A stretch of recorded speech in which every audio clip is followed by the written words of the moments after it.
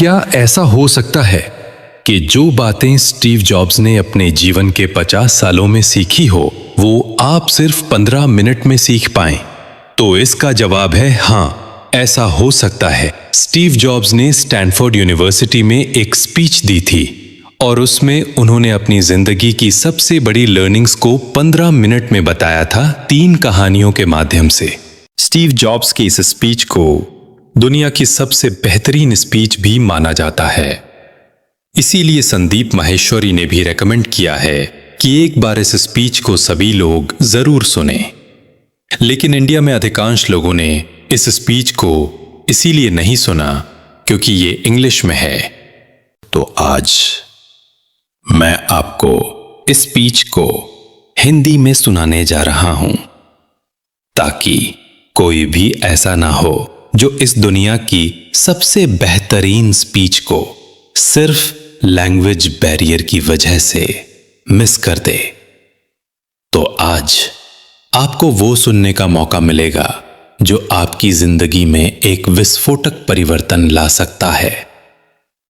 इसे सुनने के बाद आप आंदोलित हो उठेंगे और यही समय है अपनी सोच को बदलने का। तो आइए बिना किसी देरी के हम शुरुआत करते हैं। आज मैं आप सबसे अपनी जिंदगी की सिर्फ 3 कहानियां सुनाना चाहता हूं। बस 3 कहानियां, कोई बड़ी बातें नहीं, सिर्फ मेरी जिंदगी की कहानियां। पहली कहानी डॉट्स को कनेक्ट करने के बारे में है।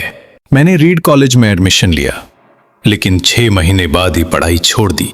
इसकी शुरुआत मेरे जन्म से पहले ही हो गई थी। मेरी बायोलॉजिकल माँ एक यंग अनमैरिड ग्रेजुएट स्टूडेंट थी और उन्होंने तय किया था कि मुझे कोई अडॉप्ट करेगा, पर शर्त यह थी कि जो अडॉप्ट करे वो कॉलेज ग्रेजुएट हो। सब कुछ सेट था। एक लॉयर और उसकी वाइफ मुझे अडॉप्ट करने वाले थे, पर जैसे ही मैं पैदा हुआ उन्होंने लास्ट मोमेंट पर अपना माइंड बदल लिया।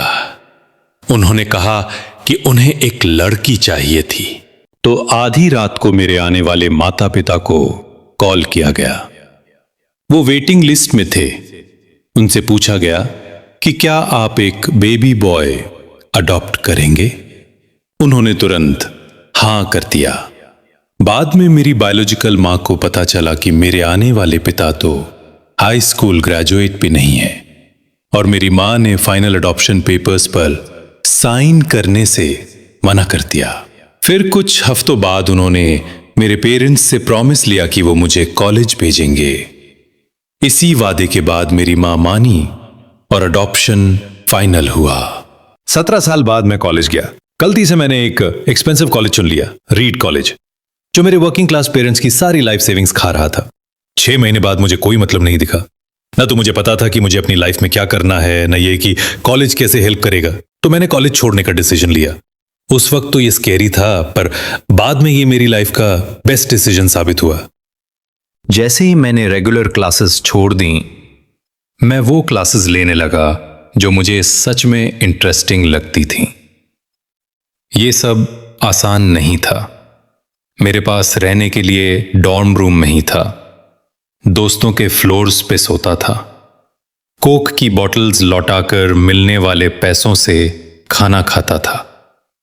हर संडे रात को मैं 7 मील चलकर हरे कृष्ण मंदिर जाता था। वहां मुझे कम से कम हफ्ते में एक बार पेट भर खाना मिल जाता था। मुझे अच्छा लगता था।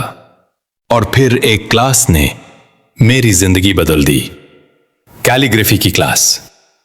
रीड कॉलेज उस वक्त अमेरिका की सबसे अच्छी जगह थी जहां कैलीग्राफी सिखाई जाती थी। पूरा कैंपस पोस्टर से सजा रहता था, ब्यूटिफुली हैंड कैलीग्राफ्ड। मैंने सीखा कि सेरिफ और सैन सेरिफ फॉन्ट्स क्या होते हैं, अलग अलग अक्षरों के बीच स्पेसिंग कैसे एडजस्ट होती है, ब्यूटीफुल टाइपोग्राफी क्या होती है। मुझे नहीं पता था कि यह सब फ्यूचर में किसी काम आएगा, पर जब 10 साल बाद हम पहला मैकिन्टॉश बना रहे थे तो मैंने वो सब मैकिन्टॉश में डाल दिया। मैक पहला कंप्यूटर था जिसमें ब्यूटीफुल टाइपोग्राफी थी। अगर मैं कॉलेज में वो क्लास ना करता तो मैक में फॉन्ट्स ना होते। विंडोज ने मैक की नकल की तो शायद आज दुनिया में कोई पर्सनल कंप्यूटर इतनी ब्यूटीफुल टाइपोग्राफी के साथ ना होता। आप फ्यूचर को देखकर डॉट्स कनेक्ट नहीं कर सकते। आप डॉट्स बस पीछे मुड़कर कनेक्ट कर सकते हैं।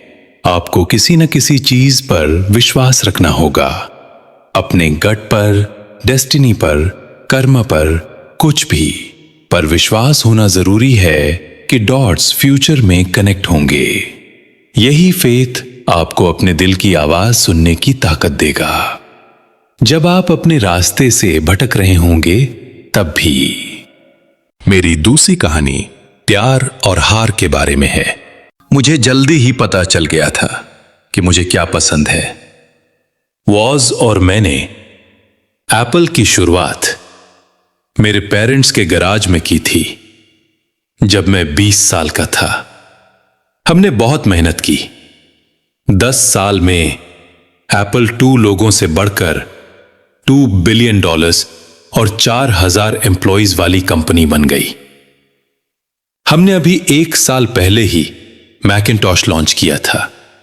मैं 30 साल का था और मुझे निकाल दिया गया। हाँ, मुझे अपनी ही कंपनी से निकाल दिया गया। कैसे? जैसे जैसे एप्पल ग्रो कर रहा था, हमने एक टैलेंटेड आदमी को हायर किया। मुझे लगा वो मुझे कंपनी चलाने में हेल्प करेगा। पहले 1 साल सब ठीक चला, फिर धीरे धीरे हमारे विजन्स अलग हो गए। बोर्ड ने उसका साइड लिया और मुझे बाहर कर दिया। जो मेरी पूरी अडल्ट लाइफ थी वो खत्म। ये पब्लिक फेलियर था। मैं कुछ महीने डिप्रेस्ड रहा। लगा कि मैं सिलिकॉन वैली छोड़ दूं, पर धीरे धीरे मुझे समझ आया, मुझे अब भी अपने काम से प्यार था। मुझे रिजेक्ट कर दिया गया था, पर मैं खाली था, बिगिनर था। बिगिनर होने का हल्कापन अमेजिंग होता है। मुझे कोई बर्डन नहीं था। उसी फ्रीडम में मैंने अपनी मोस्ट क्रिएटिव पीरियड की शुरुआत की। अगले 5 सालों में मैंने नेक्स्ट नाम की कंपनी शुरू की, पिक्सार नाम की दूसरी कंपनी बनाई और उसी दौरान मेरी फ्यूचर वाइफ लॉरेन से मिला। पिक्सार ने दुनिया की पहली कंप्यूटर एनिमेटेड फीचर फिल्म बनाई, टॉय स्टोरी, और आज पिक्सार दुनिया का सबसे सक्सेसफुल एनिमेशन स्टूडियो है। बाद में एप्पल ने नेक्स्ट को खरीद लिया। मैं फिर एप्पल में वापस गया और आज एप्पल नेक्स्ट की टेक्नोलॉजी यूज करता है। अगर मुझे एप्पल से नहीं निकाला गया होता तो ये सब नहीं होता। वो कड़वी दवा थी, पर पेशेंट को उसकी जरूरत थी। जिंदगी आपको ठोकर मारती है, फेथ मत खोइए। आपको वो काम करना है जिससे आप ट्रूली लव करते हैं। ग्रेट वर्क करने का बस एक तरीका है, वो करो जो आप लव करते हो। अगर अब तक आपको वो काम नहीं मिला तो रुकना मत, सर्च करते रहो। दिल से जुड़े सब कामों की तरह आपको जैसे ही वो मिलेगा आपको पता चल जाएगा। और जैसे अच्छी रिलेशनशिप्स टाइम के साथ बेटर होती हैं, वैसे ही वो काम भी। मेरी तीसरी कहानी मौत के बारे में है। जब मैं 17 साल का था, मैंने एक कोट पढ़ा, अगर आप हर दिन ऐसे जिएं जैसे ये आपका आखिरी दिन हो तो किसी दिन आप सही साबित होंगे। इसने मुझ पर गहरी छाप छोड़ी। तब से 33 सालों से मैं हर सुबह मिरर में देखता हूं और खुद से पूछता हूं, अगर आज मेरी जिंदगी का आखिरी दिन हो तो क्या मैं वही करूंगा जो मैं आज करने वाला हूं? अगर कई दिनों तक आंसर नहीं होता है तो मुझे पता चल जाता है कि कुछ बदलना पड़ेगा। मौत को याद रखना आपको बड़े चॉइसेस लेने में हेल्प करता है। सब एक्सटर्नल एक्सपेक्टेशंस, प्राइड, फेलियर का डर, सब चीजें मौत के सामने इररिलेवेंट है। बस वही बचता है जो सच में इंपॉर्टेंट है। याद रखना कि आप मरने वाले हैं। यह सबसे अच्छा तरीका है हार को अवॉइड करने का। आप ऑलरेडी नेकेड हैं, आपके पास खोने को कुछ नहीं। 1 साल पहले मुझे पैनक्रिएटिक कैंसर डायग्नोज्ड हुआ। डॉक्टर्स ने कहा मुझे सिर्फ 3 से 6 महीने बचे हैं। उन्होंने कहा घर जाओ, सब चीजें अरेंज कर लो, यानी मरने की तैयारी कर लो। मैंने पूरा दिन डायग्नोसिस के साथ बिता दिया। फिर बायोप्सी हुई। पता चला ये रेयर टाइप है जो सर्जरी से ठीक हो सकता है। मेरी सर्जरी हुई और मैं ठीक हो गया। मौत करीब से देखना लाइफ चेंजिंग था। कोई मरना नहीं चाहता, यहां तक कि वो लोग भी नहीं जो स्वर्ग जाना चाहते हैं। मरना कोई नहीं चाहता। फिर भी मौत वो डेस्टिनेशन है जहां हम सबको जाना है। कोई एस्केप नहीं कर सकता, और ऐसे ही होना चाहिए, क्योंकि मौत ही लाइफ का सबसे बड़ा इन्वेंशन है। ये पुराना हटाकर नया लाती है। अभी आप नया हो, पर कुछ सालों में आप भी पुराने हो जाओगे और साफ कर दिए जाओगे। सॉरी अगर मैं ड्रामेटिक लग रहा हूं, पर यह सच है। आपका टाइम लिमिटेड है, उसे किसी और की लाइफ जीकर वेस्ट मत करो। दूसरों के ओपिनियंस के नॉइज में अपनी अंदर की आवाज मत दबाओ। और सबसे इंपॉर्टेंट, अपने दिल और इंट्यूशन को फॉलो करो।